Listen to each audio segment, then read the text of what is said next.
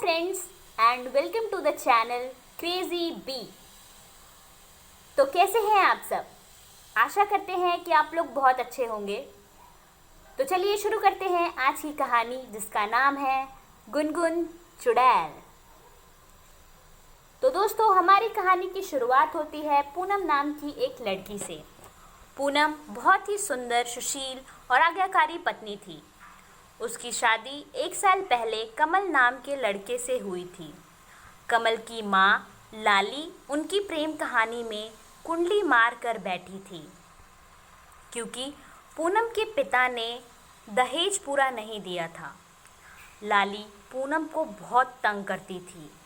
वह खुद तो खा खा के इतनी मोटी हो गई थी कि 6 मीटर की साड़ी भी उसे छोटी पड़ जाती थी और अपनी बहू से वह इतना काम कराती थी कि बेचारी अधमरी हो गई थी। पूनम के गांव में गुनगुन नाम की चुड़ैल की कहानियाँ प्रचलित थी।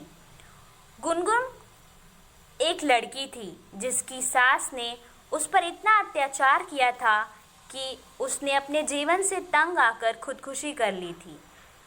लोगों का मानना था कि आज भी उसकी आत्मा गांव में भटकती है और जो भी सास अपनी बहू को तंग करती है वह उसके पीछे पड़ जाती है। लाली को भी गुनगुन चुड़ैल की कहानियाँ पता थी, पर वह भूत प्रेत पर विश्वास नहीं करती थी।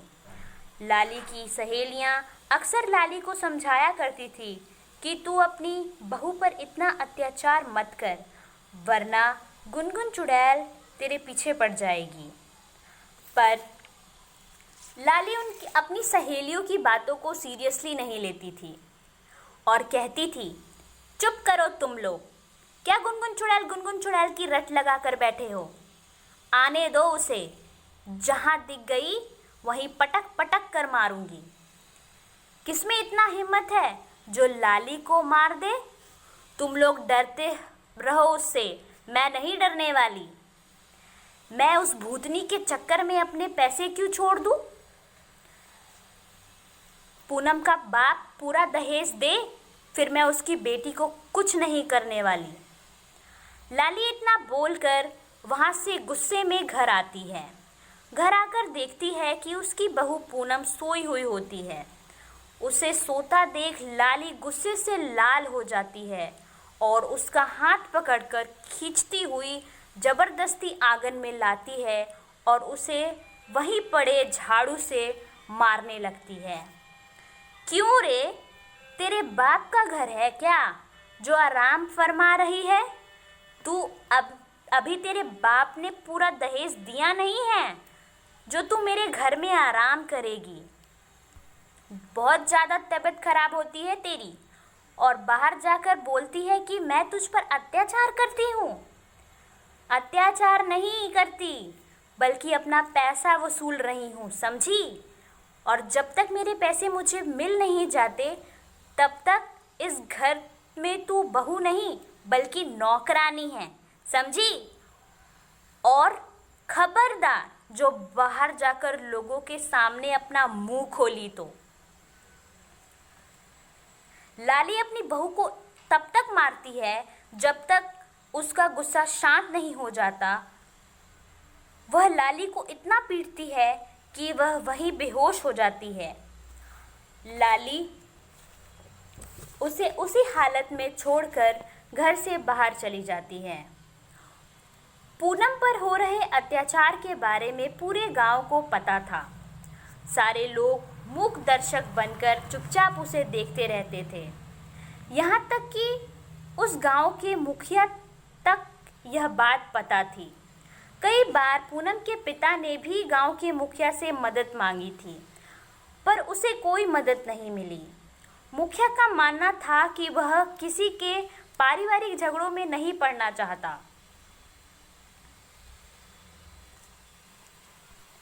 पूनम का पति भी अपनी मां के खिलाफ कुछ नहीं बोलता था।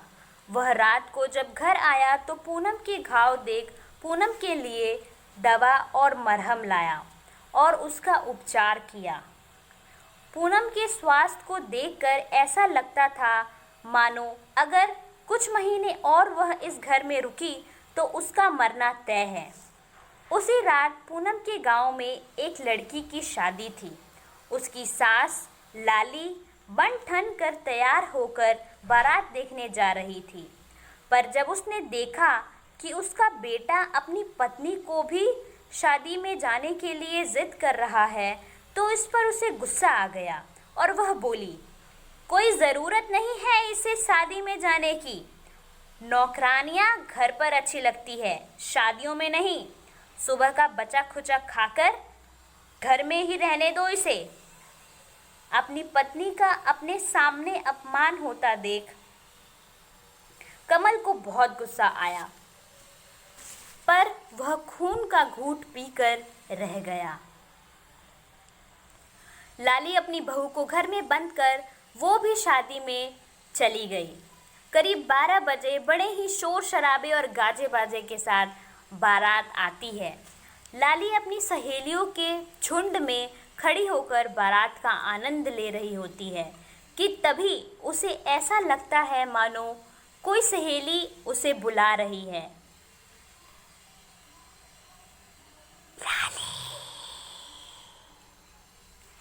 वह पीछे मुड़कर देखती है पर कोई नहीं होता।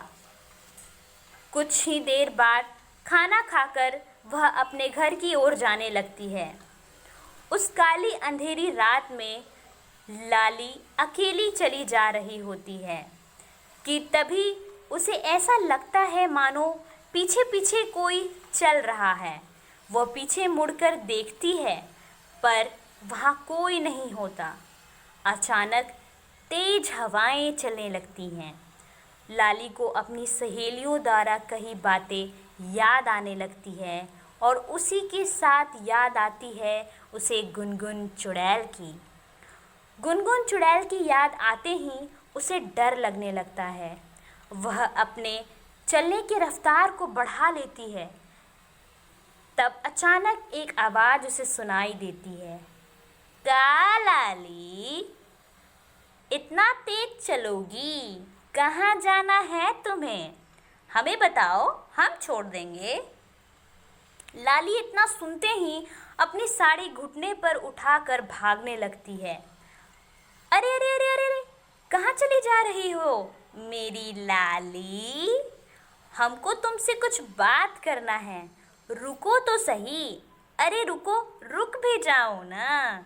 और इतना बोलते ही लाली के सामने गुनगुन चुड़ैल आकर खड़ी हो जाती है और बोलती है, अरे लाली, कहाँ जा रही हो? लाल परी बनकर, इतना मेकअप थोपकर कहाँ जा रही हो तुम? क्या क्या लगाई हो मुंह में? बड़ी गोरी लग रही हो। तुमको देख के तो हमको वो भोजपुरी गाना याद आ गया।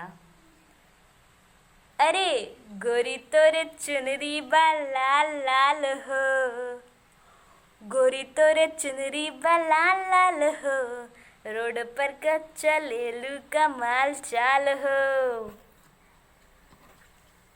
इतना कहकर गुनगुन चुड़ैल जोर जोर से हंसने लगती है।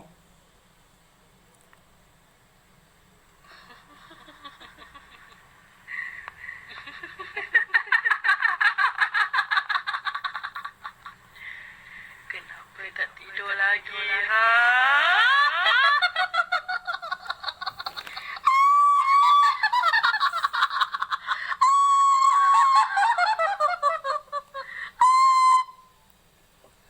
गुनगुन चुड़ैल की हंसी सुन लाली साड़ी में ही मूत देती है। आज कितने सालों के बाद मैंने इतना मोटा ताजा इंसान देखा है। ये खून की खुशबू मुझे बहुत पसंद है लाली। अरे क्या हुआ लाली, तुम पीली क्यों पड़ रही हो? अभी तो मैंने तुम्हारा खून पीना शुरू भी नहीं किया है और तुम इतना जल्दी पीली पड़ने लगी। लाली जोर जोर से रोने लगती है और अपने जान की भीख मांगने लगती है। गुनगुन चुड़ैल लाली को जोर से तमाचा लगाती है और बोलती है, का रे बुढ़िया, का कह रही थी? तू हमको मारेगी और वो भी घुलटा घुलटा के मारेगी? लाली, नहीं दीदी नहीं, हमको माफ कर दो दीदी, माफ कर दो हमको दीदी, माफ कर दो। गुनगुन चुड़ैल अपनी शक्तियों से झाड़ू लाती है और लाली को उसी तरीके से पीटती है जिस तरीके से लाली अपनी बहू को प्रतिदिन पीटती थी। लाली समझ जाती है कि गुनगुन चुड़ैल उसे क्यों मार रही है। लाली गुनगुन चुड़ैल से के आगे अपनी गलती कबूल करती है और उससे वादा करती है कि आज के बाद वह अपनी बहू पूनम के साथ मारपीट बिल्कुल भी नहीं करेगी और घर का सारा काम भी वह अकेले करेगी और अपनी बहू पे तो क्या, दूसरों के बहुओं पर हो रहे अत्याचार के खिलाफ भी वह आवाज़ उठाएगी। इतना सुनकर गुनगुन चुड़ैल उसे मारना बंद कर देती है, पर तब तक लाली का मुंह और शरीर टमाटर की तरह लाल हो चुका होता है। गुनगुन चुड़ैल उससे बोलती है, जो बोली है उस पर अमल करना, वरना मैं फिर आऊँगी और तेरे शरीर पर जो इतनी चर्बी चढ़ी है ना, उसको उतार कर ढोल बना दूंगी, समझी? अच्छा ठीक है, तो अब अपन चलता है।